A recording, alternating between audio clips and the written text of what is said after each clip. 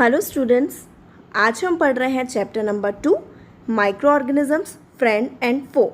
Micro organisms जो कि हमारे फ्रेंड भी हैं, फो भी हैं, मित्र भी हैं और शत्रु भी हैं, सबके बारे में आज हम इस चैप्टर में पढ़ने वाले हैं। तो सबसे पहले पढ़ लेंगे कि माइक्रो ऑर्गेनिजम्स क्या होते हैं। माइक्रो का मतलब होता है सूक्ष्म, मतलब बहुत छोटे। ऑर्गेनिजम्स मतलब जीव, तो बहुत से ऐसे छोटे जीव जो हमें खुली आंखों के द्वारा नहीं दिखाई देते, जिन्हें हम नेकेड आई के थ्रू नहीं देख सकते, उनको माइक्रो ऑर्गेनिजम्स कहा जाता है। तो ये हमारे फ्रेंड्स भी हैं, मतलब हमारे लिए मित्र की तरह काम करते हैं, जो हमारे लिए फ़ायदेमंद होते हैं, और हमारे शत्रु भी हो सकते हैं, जो मतलब हमें नुकसान पहुंचा सकते हैं। तो इन सब के बारे में आज हम इस चैप्टर में पढ़ने वाले हैं। आपने अपने चारों ओर देखा होगा, कई तरह के आपको प्लांट्स और एनिमल दिखाई देते हैं। उसके अलावा बहुत से ऐसे छोटे छोटे ऑर्गेनिज्म जैसे कीड़े वगैरह, ये सब आपको दिखाई देते हैं। पर इनके अलावा भी बहुत सारे ऐसे माइक्रो ऑर्गेनिजम्स होते हैं जिन्हें हम खुली आंखों के द्वारा नहीं देख सकते। उन्हीं को क्या कहा जाता है? माइक्रो ऑर्गेनिजम्स कहा जाता है। इन्हें माइक्रोब्स भी कह सकते हैं। जैसे कि बारिश के सीज़न में आपने देखा होगा कि ब्रेड जो है वो ख़राब हो जाती है, उस पर ग्रेइश और वाइट पैचेस आ जाते हैं। तो यदि आप उसको मैग्नीफाइंग ग्लास से देखें तो आपको बहुत छोटे छोटे राउंडेड ब्लैक कलर के पार्टिकल्स दिखाई देते हैं। यही क्या है? माइक्रो ऑर्गेनिजम्स हैं। ठीक, तो माइक्रो ऑर्गेनिजम्स हर जगह होते हैं, मिट्टी में, पानी में, हमारे हाथों पे, कहीं भी ऐसी कोई जगह नहीं है जहाँ पर माइक्रो ऑर्गेनिजम्स प्रेजेंट नहीं होते। ठीक, अब यदि हम बात करते हैं माइक्रो ऑर्गेनिजम्स कितने टाइप्स के होते हैं, तो माइक्रो ऑर्गेनिजम्स को मेनली 4 टाइप्स में बांटा गया है, जैसे bacteria, fungi, protozoa and algae. ठीक, कितने टाइप्स होते हैं? 4 टाइप्स होते हैं। बैक्टीरिया हुआ, फंजाई हुआ, प्रोटोजोआ हुआ और एल्गी हुआ। ठीक, इसके अलावा यदि हम बात करते हैं वायरस की, तो वायरस भी क्या है?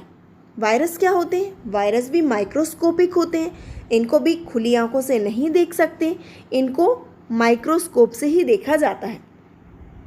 ठीक, इसके अलावा क्या होता है कि ये जो वायरस होते हैं, ये लिविंग और नॉन लिविंग दोनों की तरह काम करते हैं। यदि ये बॉडी के बाहर है तो एज अ नॉन लिविंग काम करेंगे, मतलब ऐसा रहेगा एक तरह से डेड, जैसे कि वो डेड। पर यदि वो होस्ट ऑर्गेनिजम्स में जाता है, या तो वो प्लांट के अंदर जाए या एनिमल के अंदर या ह्यूमन के अंदर, तो वो क्या करेगा? वहाँ पर एज अ लिविंग काम करने लगेगा, मतलब वहाँ पर ग्रो करने लगेगा, रिप्रोड्यूस करने लगेगा। ठीक, तो इस तरह से ये वायरस जो है, इसको लिविंग और नॉन लिविंग दोनों के बीच की कड़ी माना जा सकता है। तो जो वायरस होता है ये हमारे लिए फ्रेंडली नहीं हो सकता। आजकल कोरोना वायरस आप देख रहे हैं, कोरोना वायरस कितना ज़्यादा परेशान कर दिया है कोरोना वायरस ने पूरी दुनिया को, पर फिर भी इसका इलाज नहीं मिल पा रहा। तो जो माइक्रो ऑर्गेनिजम्स होते हैं जैसे प्रोटोजोआ, बैक्टीरिया, फंजाई, एल्गी, ये हमारे लिए फ्रेंडली हो सकते हैं, पर जो वायरस है ये हमारे लिए किसी भी तरह से फ्रेंडली नहीं होता, ये हमारे लिए हार्मफुल ही होता है। यदि वायरस से होने वाली बीमारी देखें तो इससे कोल्ड हुआ, इन्फ्लुएंज़ा हुआ, है ना, बहुत सारे कई तरह के कफ हो जो है, खांसी जो है, वो ये वायरस से हो सकती है। साथ ही साथ सीरियस डिजीज़ जैसे पोलियो, चिकन पॉक्स, ये सब भी किससे होते हैं? वायरस से हो सकते हैं। ठीक, तो ये तो था वायरस। अब यदि हम बात करते हैं इनके टाइप्स की, तो यहाँ पर देखिए कुछ स्ट्रक्चर्स दिख रहे हैं। यहाँ पर बैक्टीरिया के स्ट्रक्चर कौन से? स्पाइरल बैक्टीरिया है, रॉड शेप्ड बैक्टीरिया है, तो ये बैक्टीरिया के टाइप हैं। अब आगे देखते हैं हम, यहाँ पर ये एल्गी के दिए हुए हैं, क्लेमाइडोमोनास, स्पाइरोगायरा। ये प्रोटोजोआ में कौन है? Amoeba and paramecium. नेक्स्ट हम देखते हैं, ये फंजाई के यहाँ पर टाइप्स दिए हुए हैं, ब्रेड मोल्ड हुआ, पेनिसिलियम हुआ, एस्परजिलस, तो ये किस में आता है? फंजाई में आता है। अब यदि हम बात करते हैं सेकंड जो हमारा टॉपिक है, where do they live, means micro organisms होते हैं कहाँ रहते हैं, वे कहाँ रह सकते हैं। तो माइक्रो ऑर्गेनिजम्स जो होते हैं वो सिंगल सेल्ड भी हो सकते हैं, सबसे पहली बात तो मल्टी सेल्यूलर भी हो सकते हैं, जैसे बैक्टीरिया हुआ, ये सिंगल सेल्ड होता है। ठीक, और एल्गी हुआ, प्रोटोजोआ हुआ, है ना, फंजाई हुआ, ये क्या हो? मल्टी सेल्यूलर भी हो सकते हैं। तो ये हर कंडीशन में सर्वाइव कर सकती हैं, चाहे आइस कोल्ड आपका वेदर हो, बहुत ज़्यादा ठंडा वेदर हो या बहुत ज़्यादा गर्म हो, मीन्स ये डेजर्ट में भी रह सकते हैं, मर्शी लैंड या दलदली क्षेत्रों में भी रह सकते हैं। तो ये हर जगह सर्वाइव कर सकते हैं, हर टाइप की कंडीशन में ये रह सकते हैं। साथ ही साथ ये क्या होते हैं, जो एनिमल्स हैं, ह्यूमंस हैं, इनकी बॉडी के अंदर भी हो सकते हैं और साथ ही साथ किसी दूसरी माइक्रो ऑर्गेनिज्म से उसके ऊपर भी ग्रो कर सकते हैं और ये फ्रीली एग्जिस्ट भी कर सकते हैं। ठीक, तो माइक्रो ऑर्गेनिज्म समझ गए आप। जैसे कि अमीबा की बात करें तो जो अमीबा होता है वो अकेला रहता है, जबकि फंजाई और बैक्टीरिया होते हैं वो कैसे रहते हैं, कॉलोनीज़ में रहते हैं। ध्यान रखिएगा, अमीबा जो है वो अकेला रह सकता है, जबकि फंजाई और जो बैक्टीरिया है वो कॉलोनीज़ में रह सकते हैं। अब माइक्रो ऑर्गेनिजम्स और एंड अस, ये हमारा नेक्स्ट टॉपिक है, माइक्रो ऑर्गेनिजम्स एंड अस। तो माइक्रो ऑर्गेनिजम्स जो हैं वो हमारी लाइफ में बहुत इंपॉर्टेंट रोल प्ले करते हैं। उनमें से बहुत सारे ऐसे हैं जो हमारे लिए बेनिफिशियल हैं, कई तरह से बेनिफिशियल हो सकते हैं, और उनमें से कुछ ऐसे हैं जो बहुत ज़्यादा हार्मफुल बीमारियां फैला सकते हैं। ठीक, तो अब इन सब के बारे में हम पूरी तरह से डिटेल में स्टडी करेंगे। ये देखिए यहाँ पर जो है वायरस का आपको डायग्राम बनाकर दिखाया हुआ है। ये वायरस है, ठीक, ये हेड है, ये हिस्से को हेड बोला जाता है और ये हिस्सा होता है टेल।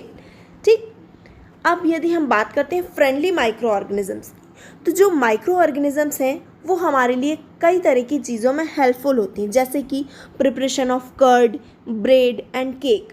आप कर्ड बनाते हैं या केक बनाते हैं या ब्रेड बनाते हैं तो वो किसकी हेल्प से बनाते हैं, माइक्रो ऑर्गेनिजम्स की हेल्प से बनाते हैं। ठीक, साथ ही साथ अल्कोहल बनाने में, विनेगर या वाइन बनाने में भी माइक्रो ऑर्गेनिजम्स का ही रोल होता है। इसके अलावा जो एनवायरनमेंट होता है उसको क्लीन करने में भी माइक्रो ऑर्गेनिजम्स हेल्पफुल होते हैं। किस तरह से, आप देखते हैं कि जो एनिमल वेस्ट होता है, ठीक, प्लांट वेस्ट होता है, उसको क्या करते हैं माइक्रो ऑर्गेनिजम्स डिकम्पोज कर देते हैं और मैन्योर में कन्वर्ट कर देते हैं। ये मैन्योर खेतों में या गार्डन्स में क्या काम करती है, हमारे जो प्लांट्स हैं उनकी जो उपजाऊ शक्ति है उसको बढ़ा देती है। ठीक, तो इस तरह से ये हमारे लिए हेल्पफुल होती है। साथ ही साथ यदि हम बात कर रहे हैं मेडिकल फील्ड की, तो मेडिसिन्स बनाने में भी जो माइक्रो ऑर्गेनिजम्स हैं इनका बहुत बड़ा रोल होता है। ठीक, एग्रीकल्चर फील्ड में हम बात करते हैं तो सॉइल फर्टिलिटी बढ़ा देते हैं। कैसे, नाइट्रोजन फिक्सेशन करके। जो एटमॉस्फेयर की नाइट्रोजन है उसको जो माइक्रो ऑर्गेनिज्म जैसे राइजोबियम जो बैक्टीरिया होता है वो क्या करता है, नाइट्रोजन को, एटमॉस्फेरिक नाइट्रोजन को नाइट्रोजन के कंपाउंड्स में कन्वर्ट कर देता है जो प्लांट्स को हेल्पफुल होते हैं। इससे सॉइल फर्टिलिटी बढ़ जाती है और हमारे जो प्लांट्स हैं उनकी ग्रोथ जो है वो बहुत अच्छी होती है। इसके साथ ही हम बात कर रहे हैं making of curd and bread. तो जो कर्ड है, कर्ड में बहुत सारे माइक्रो ऑर्गेनिजम्स होते हैं। जैसे लैक्टोबैसिलस जो है वो क्या करता है,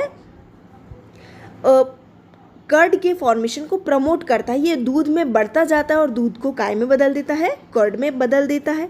तो बैक्टीरिया जो है वो, इसके अलावा हमें जैसे कर्ड है, कर्ड तो बनाते ही हैं, साथ ही साथ चीज़ बनाने में, अचार में और बहुत सारे फूड आइटम जैसे कि इडली, डोसा, ढोकला, इन सब चीज़ों में भी, बटूरा हुआ, इन सब चीज़ों में भी माइक्रो ऑर्गेनिजम्स हैं वो यूज़ किए जाते हैं। ठीक, अब हम बात करते हैं कमर्शियल यूज़ की। तो कमर्शियल यूज़ कैसा, लार्ज स्केल पर जो प्रोडक्शन होता है किसका, अल्कोहल का, वाइन का, विनेगर का, तो उसमें कौन यूज़ होता है, माइक्रो ऑर्गेनिजम्स यूज़ किए जाते हैं। इसमें ईस्ट जो है उसको कमर्शियल, वो क्या करता है, अल्कोहल और वाइन का कमर्शियल प्रोडक्शन करता है, उनके प्रोडक्शन में बहुत ज़्यादा हेल्पफुल होता है। तो ये ईस्ट क्या करता है, शुगर को अल्कोहल में कन्वर्ट कर देता है। इस प्रोसेस को फर्मेंटेशन भी कहा जाता है। ठीक, तो ये तो था कमर्शियल यूज़ माइक्रो ऑर्गेनिजम्स का। अब हम नेक्स्ट देखते हैं medicinal use of micro organism.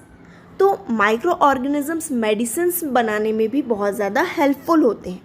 अच्छा, सबसे पहले एक चीज़ और, जो लुईस पास्चर थे उन्होंने फर्मेंटेशन को डिस्कवर किया था 1857 में। ठीक, अब यदि हम बात कर रहे हैं मेडिकल फील्ड में माइक्रो ऑर्गेनिजम्स का क्या रोल होता है, तो हम देखते हैं कि कई बार हम बीमार हो जाते हैं और डॉक्टर के पास जाते हैं तो वो हमको बहुत सारी एंटीबायोटिक टैबलेट्स देते हैं, इंजेक्शन देते हैं, कैप्सूल्स देते हैं, जैसे कि पेनिसिलिन हुआ। तो ये जो दवाइयाँ हैं इनका सोर्स क्या होता है? इनका सोर्स क्या है? माइक्रो ऑर्गेनिजम्स हैं। तो ये जो मेडिसिन्स हैं ये क्या करती हैं? जो डिजीज़ कॉजिंग माइक्रो ऑर्गेनिजम्स हैं, वो माइक्रो ऑर्गेनिज्म जिनकी वजह से बीमारी हो रही है, तो ये दवाइयाँ क्या करेंगी? उन बैक्टीरियाज की क्या करेंगी? ग्रोथ को रोक देंगी या उनको किल कर देंगी। तो इन मेडिसिन्स को एंटीबायोटिक्स कहा जाता है। आजकल बहुत तरह की एंटीबायोटिक्स अवेलेबल हैं जो बैक्टीरिया से और फंजाई से बनाई जाती हैं, जैसे स्ट्रेप्टोमाइसिन हुआ, टेट्रासाइक्लिन हुआ, एरिथ्रोमाइसिन हुआ। ये क्या है? बहुत ज़्यादा माइक्रो ऑर्गेनिजम्स से बनाई जाने वाली मेडिसिन्स हैं जो कि आजकल बहुत ज़्यादा यूज़ की जाती है, कॉमनली उनको यूज़ किया जाता है, और ये फंजाई और बैक्टीरिया से बनाई जाती हैं। ठीक, अब हम आगे बात कर रहे हैं वैक्सीन की। आपने देखा होगा कि कई बार बच्चों को या नवजात शिशु जो होते हैं, छोटे छोटे बच्चे होते हैं, उनका वैक्सीनेशन किया जाता है, उनको इंजेक्शन लगाया जाता है कई बीमारियों से बचने के लिए। समय समय पर आपने देखा होगा 3 महीने, 6 महीने, 1.5 साल, इस तरह से उनको वैक्सीनेशन दिया जाता है। तो क्या होता है कि ये वैक्सीनेशन क्या होता है, किस लिए होता है, इस सब के बारे में हम पढ़ने वाले हैं। तो जब एक डिजीज़ कैरी करने वाला माइक्रोब होता है, यदि ये शरीर के अंदर जाता है तो क्या होता है कि हमारा जो शरीर है, हमारी बॉडी है, वो एंटीबॉडी बनाने लगती है उस माइक्रोब से लड़ने के लिए, उसको मारने के लिए। अब जो बॉडी है उसको ये भी ध्यान रहता है कि यदि ये माइक्रोब दोबारा हमारे शरीर के अंदर जाएगा, ये बीमारी पैदा करने वाला जो माइक्रोब है यदि दोबारा हमारे शरीर पर अटैक करता है तो किस तरह से लड़ना है, ये भी हमारी बॉडी को बहुत अच्छे से पता होता है। इसीलिए क्या किया जाता है? डेड और कमज़ोर वीकन माइक्रोब को हेल्दी बॉडी के अंदर इंट्रोड्यूस कराया जाता है, उसके अंदर डाला जाता है। किसके थ्रू? इंजेक्शन के थ्रू। उससे क्या होता है? बॉडी जो होती है उसमें उस माइक्रोब से फाइट करने के लिए, उसको किल करने के लिए जो एंटीबॉडीज़ है वो बनने लगती हैं। ठीक, तो ये जो एंटीबॉडी होती है ये शरीर के अंदर ही रहती हैं। इस वजह से क्या होता है कि हम जो है उस बीमारी से बच जाते हैं। हमारा शरीर, क्योंकि हमारे शरीर के अंदर एंटीबॉडी बन चुकी होती है पहले ही। क्यों? क्योंकि इंजेक्शन के थ्रू क्या किया जाता है? डेड या वीकन जो माइक्रोब है उनको डाल दिया जाता है, उससे क्या होगा? एंटीबॉडी बनी। तो अब एंटीबॉडीज़ क्या करेगी? ये हमारे शरीर के अंदर ही रहेगी, और जब रियल में कोई माइक्रोब अंदर जाएगा वही, तो उससे क्या होगा? हमारा शरीर प्रोटेक्ट रहेगा, क्योंकि हमारे शरीर के अंदर तो एंटीबॉडीज़ है जो उससे लड़ेंगी और उसको किल कर देंगी। ठीक, इस तरह से जो वैक्सीन है वो काम करता है। बहुत सारी बीमारियां जैसे कॉलेरा हुआ, टीबी हुआ, स्मॉल पॉक्स हुआ, हेपेटाइटिस हुआ, इनको वैक्सीनेशन के द्वारा बचाया जा सकता है, इनको वैक्सीनेशन के द्वारा कंट्रोल किया जा सकता है। एडवर्ड जेनर थे, उन्होंने सबसे पहले स्मॉल पॉक्स के लिए वैक्सीन डेवलप की थी 1798 में। ठीक, अब आपने देखा होगा कि जो पोलियो है, पोलियो ड्रॉप्स दी जाती हैं बच्चों को, तो पोलियो ड्रॉप्स क्या है? ये भी एक तरह की वैक्सीन ही होती है। ठीक, अब हम नेक्स्ट देखते हैं इंक्रीजिंग सॉइल फर्टिलिटी। तो जो माइक्रोब्स होते हैं वो किस तरह से सॉइल फर्टिलिटी को इंक्रीज़ करने में हेल्पफुल होते हैं? तो कुछ बैक्टीरिया और ब्लू ग्रीन एल्गी जो होते हैं वो क्या करते हैं? नाइट्रोजन को फिक्स कर देते हैं। जो एटमॉस्फेरिक नाइट्रोजन होती है उसको फिक्स कर देते हैं किसमें? सॉइल में, और फिक्स करके उनको कंपाउंड्स में बदल देते हैं। अब इससे क्या होता है? सॉइल में जो नाइट्रोजन होती है वो बहुत ज़्यादा मात्रा में हो जाती है और इस वजह से उसकी फर्टिलिटी जो है वो बढ़ जाती है।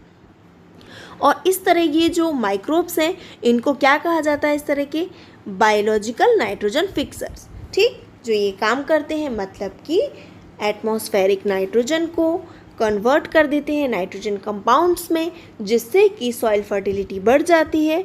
तो ये बायोलॉजिकल नाइट्रोजन फिक्सर्स कहलाते हैं।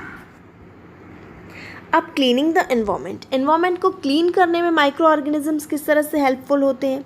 आपने देखा होगा कि कई बार आपने कहीं आप जा रहे हैं तो आपने रास्ते में देखा होगा कि कोई जानवर है या प्लांट है वो पूरा डेड हो चुका है, तो आपने देखा हो कितनी गंदी स्मेल आती है। लेकिन कुछ टाइम बाद आप देखते हैं कि वो जो बॉडी है वो पूरी तरह से ख़त्म हो जाती है, या तो सिर्फ उसकी हड्डियाँ बचती हैं और कुछ टाइम के बाद वो भी वहाँ पर से पूरी तरह से ख़त्म हो जाता है। कैसे?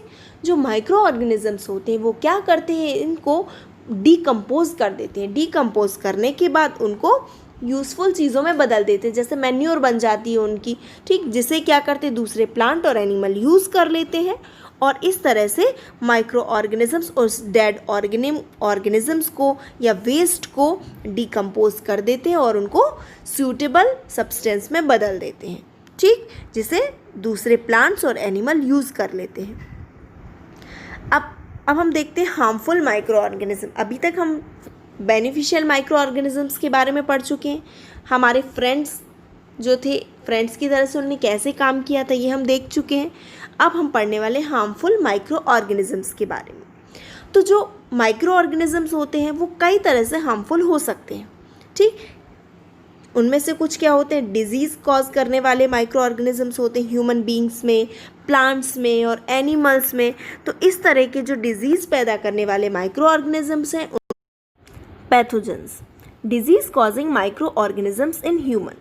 तो यदि हम ह्यूमंस की बात करते हैं तो पैथोजन जो होते हैं वो हमारे शरीर के अंदर कई तरह से एंटर कर सकते हैं। जैसे हम सांस लेते हैं तो एयर के द्वारा, या जो खाना हम खाते हैं फूड के द्वारा, पानी पीते हैं उसके द्वारा, या डायरेक्ट इन्फेक्टेड पर्सन के कांटेक्ट में आने से भी वो जो पैथोजेंस है वो हमारी बॉडी में एंटर कर जाते हैं। यदि कोई व्यक्ति है, जैसे उसको सर्दी खांसी है और वो छींकता है, तो छींकने से क्या होगा, जो उसकी ड्रॉपलेट्स हैं वो कहाँ मिल जाएंगी, एयर में मिल जाएंगी, और उन ड्रॉपलेट्स में थाउजेंड्स ऑफ वायरस प्रेजेंट होते हैं, और ये वायरस हेल्दी व्यक्ति के शरीर के अंदर पहुंच जाते हैं, और उससे क्या होता है, वो भी उस बीमारी से ग्रसित हो जाता है, उसको भी वो बीमारी हो जाती है। इसके अलावा क्या है, बहुत सारे अदर इंसेक्ट हैं, एनिमल्स हैं, जो ये कैरियर का काम करते हैं उन डिजीज़ कॉजिंग माइक्रोब के। जैसे कि हाउस फ्लाई, जो हाउस फ्लाई होती है वो क्या करती है, गार्बेज पर बैठेगी या एनिमल एक्सक्रीटा पर बैठेगी, तो उससे क्या होगा, पैथोजन जो है उसकी बॉडी में चिपक जाते हैं। और यदि जो हाउस फ्लाई खुले हुए खाने पर बैठ जाती है तो उससे पैथोजन कहाँ आ जाते हैं, उस खाने पर आ जाते हैं, और उस खाने को यदि कोई हेल्दी व्यक्ति खा लेता है तो उसको भी वो बीमारी हो जाती है। इसीलिए कभी भी अनकवर्ड फूड या खुला हुआ भोजन हमको नहीं करना चाहिए, हमेशा फूड को कवर करके रखना चाहिए। इसके अलावा और कौन से कैरियर हैं, फीमेल एनाफिलीज मॉस्किटो है जो किसको कैरी करता है, मलेरिया के पैरासाइट को।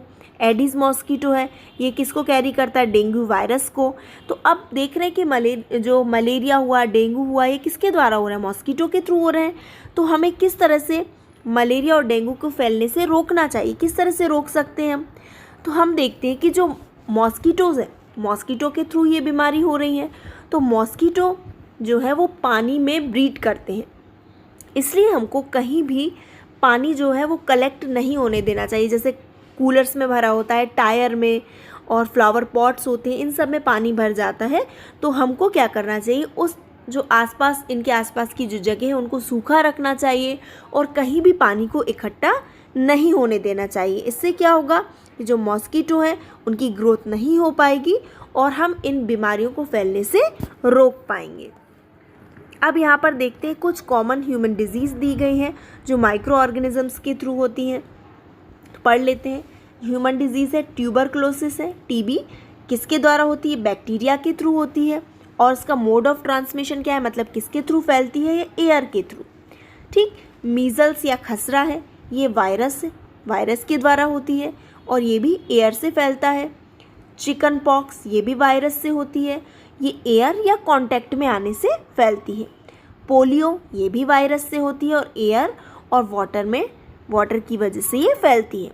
अब इसमें क्या प्रिवेंशन होना चाहिए, तो इसमें क्या होना चाहिए कि पेशेंट को पूरी तरह से अलग रखना चाहिए और उसकी जो यूज़ की चीज़ें हैं सारी उनको भी दूर रखना चाहिए, ताकि क्या है, स्वस्थ व्यक्ति के टच में ये ना आ पाए और इससे वो उस बीमारी से बच जाए, ठीक। और इसके लिए जो पर्टिकुलर जो सही एज होती है उसमें उसका वैक्सीनेशन कराना चाहिए। इस तरह से इस बीमारी को होने से हम रोक सकते हैं, ठीक। तो टीबी किसकी वजह से होती है, बैक्टीरिया की वजह से होती है, और किससे फैलती है, एयर से फैलती है। मीजल्स या खसरा वायरस से होता है, ये भी एयर से फैलता है। चिकन पॉक्स ये वायरस से होता है, एयर और कांटेक्ट में आने से फैलता है। पोलियो ये भी वायरस की वजह से होता है और एयर और वाटर की वजह से फैलता है। नेक्स्ट है कॉलेरा, तो ये बैक्टीरिया की वजह से फैलती है और किस वजह से हो सकता है, वाटर या फूड से, मतलब दूषित भोजन से या पानी से ये फैल जाता है। ठीक, टाइफाइड है, ये बैक्टीरिया से होता है, ये भी गंदा पानी से, पानी की वजह से ये बीमारी हो सकती है। तो इसके लिए क्या करना चाहिए, पर्सनल हाइजीन को मेंटेन करना चाहिए। ठीक, और प्रॉपरली अच्छे से कुक्ड फूड ही खाना चाहिए और पानी जो है वो बॉइल्ड पीना चाहिए। ठीक, और इसके लिए भी प्रॉपरली वैक्सीनेशन होना चाहिए। नेक्स्ट है हेपेटाइटिस बी। जो हेपेटाइटिस बी जो है वो वायरस की वजह से होता है और ये भी पानी की वजह से फैल सकता है, गंदा पानी जो है, दूषित पानी से। ठीक, इसके लिए हमेशा हमको उबला हुआ पानी पीना चाहिए और प्रॉपर वैक्सीनेशन इसका भी होना चाहिए। मलेरिया जो है, मलेरिया किसकी वजह से होता है, प्रोटोजोआ की वजह से, है ना, और ये किससे फैलता है, मॉस्किटो से फैलता है। तो हमेशा मॉस्किटो नेट यूज़ करना चाहिए और जो रेपेलेंट्स होते हैं वो यूज़ करना चाहिए और साथ ही इंसेक्टिसाइड्स यूज़ करना चाहिए और जो मॉस्किटो हैं उनकी ब्रीडिंग को कंट्रोल करना चाहिए। साथ ही साथ जो पानी है आसपास इकट्ठा नहीं होने देना चाहिए जिससे मॉस्किटो ग्रो नहीं कर पाए। ठीक, तो ये जो थी ये कॉमन डिजीज़ेस थी। अब हम बात कर रहे हैं disease causing microbes in animals. अभी हमने पढ़ा ह्यूमंस में, अब हम पढ़ने वाले हैं एनिमल्स में होने वाली बीमारी। तो कुछ बीमारियां ऐसी होती हैं जो ह्यूमंस में और प्लांट्स में तो होती हैं, साथ ही साथ एनिमल्स में भी हो सकती हैं। एग्जाम्पल क्या है इसके, कुछ बीमारी जैसे कि बात करने वाले हैं हम एंथ्रेक्स की। तो एंथ्रेक्स एक डेंजरस बीमारी है जो ह्यूमन और कैटल में होती है, जो बैक्टीरिया के द्वारा होती है। जैसे फुट एंड माउथ डिजीज़ होती है जो कैटल में होती है और ये वायरस के द्वारा होती है। ठीक, कौन सी डिजीज़ है ये, फुट एंड माउथ डिजीज़, जो कैटल में होती है, मवेशियों में होती है और वायरस के थ्रू फैलती है। डिजीज़ नेक्स्ट है disease causing micro organisms in plant. अब प्लांट्स में भी बहुत सारे ऐसे माइक्रो ऑर्गेनिजम्स हैं जिनकी वजह से कई बीमारियां हो जाती हैं, जैसे गेहूं में, राइस में, potato, sugar cane, orange, apple और अदर प्लांट्स में बहुत सारी डिजीज़ हो जाती हैं जिसकी वजह से क्या होता है, इनका जो प्रोडक्शन है वो कम हो जाता है। इससे बचने के लिए क्या किया जाता है, कुछ सर्टेन केमिकल्स का यूज़ किया जाता है जिनसे कि इन बीमारियां होने से इनको बचाया जा सके। यहाँ पर कुछ बीमारियां दी हुई हैं, जैसे सिट्रस कैंकर हुआ, बैक्टीरिया से फैलता है। मोड ऑफ ट्रांसमिशन क्या है, एयर है। यहाँ पर इसका फिगर भी दिया हुआ है कि नींबू पर इस तरह के स्पॉट्स बन जाते हैं। सेकेंड है रस्ट ऑफ व्हीट, ये फंजाई से होता है और एयर और सीड्स की वजह से ये फैलता है। यहाँ पर देख रहे हैं ये वीट प्लांट में इस तरह के स्पॉट्स इसमें आ जाते हैं, जैसे रस्ट हो जाते हैं, जंग टाइप, इस तरह से स्पॉट्स इसमें बन जाते हैं। नेक्स्ट है येलो वेन मोज़ेक ऑफ भिंडी, ओकरा भी कहा जाता है भिंडी को, वायरस की वजह से होती है और मोड ऑफ ट्रांसमिशन क्या है इसका, इंसेक्ट। ठीक, यहाँ देख रहे हैं इनकी लीव्स जो है वो येलो हो जाती है। ठीक, अब नेक्स्ट हम पढ़ रहे हैं, ये हमारा यहाँ तक की डिजीज़ कंप्लीट हो गई हैं। अब नेक्स्ट हम पढ़ने वाले हैं फूड पॉइजनिंग। फूड पॉइजनिंग क्या होती है, कभी भी क्या होता है, यदि माइक्रो ऑर्गेनिजम्स हैं हमारे खाने पर अटैक कर उसको पॉइजनस कर देते हैं, कुछ ऐसे केमिकल बना देते हैं जो हार्मफुल होते हैं। तो यदि इस तरह के पॉइजनस फूड को हम खा लेते हैं तो क्या होता है, हम बीमार हो जाते हैं और इवन डेथ भी हो सकती है इससे। इसलिए क्या बहुत ज़रूरी है कि फूड को प्रॉपरली प्रिजर्व करना चाहिए और उसको ख़राब होने से रोकना चाहिए। कई बार क्या होता है कि कहीं होटल में जा रहे हैं या शादी में जा रहे हैं तो आप देखते हैं कि वहाँ से लौटने के बाद बहुत से लोगों को, किसी को वॉमिटिंग हो जाती है, किसी का पेट खराब हो जाता है। ऐसा क्यों होता है, वहाँ पर हम देखते हैं कि खाना कैसे खुला हुआ रखा होता है और माइक्रो ऑर्गेनिजम्स होते हैं उसको क्या कर देते हैं, ख़राब कर देते हैं जिससे क्या होता है वो पॉइजनस हो जाता है। और यदि उस पॉइजनस फूड को कंज्यूम कर लिया जाता है तो उससे क्या होगा, बीमार हो जाएंगे, यहाँ तक कि डेथ भी हो सकती है। इसलिए हमेशा खाने को ख़राब होने से बचाना चाहिए, उसको प्रिजर्व करना चाहिए। अब फूड प्रिजर्वेशन कैसे कर सकते हैं, इस तरह से हम पढ़ लेते हैं आगे इसको। Food preservation,